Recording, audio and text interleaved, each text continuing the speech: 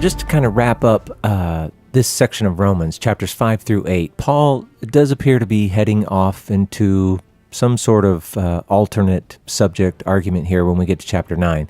So in chapters 5 through 8, Paul seemed to be a little bit more focused on what it was he was arguing, and we can break this down pretty quickly.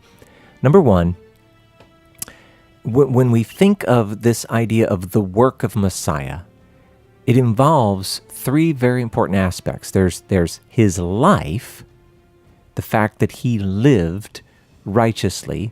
He met the standard of righteousness that God had shown toward man. His death, the fact that he earned such favor with God that it actually can be applied to our lives, covering sin, and his resurrection, the fact that he has defeated death and now lives eternally and has made the way for us. These are all important aspects of the work of Messiah. Now, this work wasn't just for our justification so that we can get to the judgment and God can say, you know what, I'm going to let that all go. It wasn't just for that. It was also for our reconciliation. It goes all the way back to the garden and what happened between Adam and God. There was a separation there, and we are going to be joined back with him.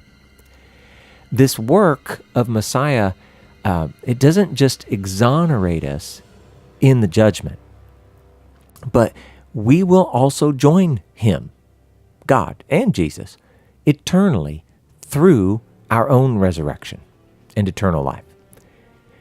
This work of Messiah, this righteousness that led to life, was superior to the work of Adam. And his work was sin and the death that it led to there. It's superior in every way. And Gentiles may now join in Messiah's death and resurrection, and in fact, Paul argues, as believers, they must.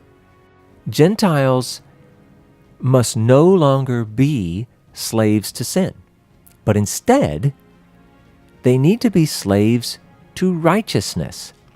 And Paul argues this point even without the Gentiles taking on some sort of covenant obligation to the law. Now, Jews, they may also join in Messiah's death and resurrection.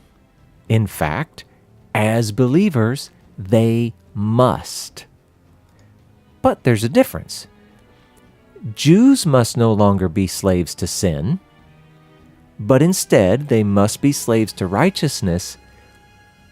But this is within their covenant obligation to the law. Now, the law, and this is so important to understand about Paul. From Paul's perspective, the law, and we're talking about Sinai, the Torah, the law is good. And it remains valid forever. From Paul's perspective, the law is never to be done away with, to be ignored, to not count. It is everything. Paul loves the law. Our physical urges, desires, sinful passions, all of the things that make up human weakness or the weakness of the flesh, those are the things that made the law ineffective for righteousness. But now we have the Spirit, and that Spirit instructs and reminds and even enables us to keep the law so that it is effective for righteousness. Now, this righteousness, it leads to glorification in the resurrection. That alone is an awesome thing, but it's not just for man. The whole of creation, the entire universe, is going to be positively affected by this. Creation, believers, and the Spirit of God, we all, at this point, we all groan in anticipation of this resurrection of the righteous. 2,000 years later, and it has not come yet, but that is our hope. And God, through Messiah, well, he has in fact worked it out, but like Paul, we also must recognize that he is working it out. And in fact, it can't be stopped.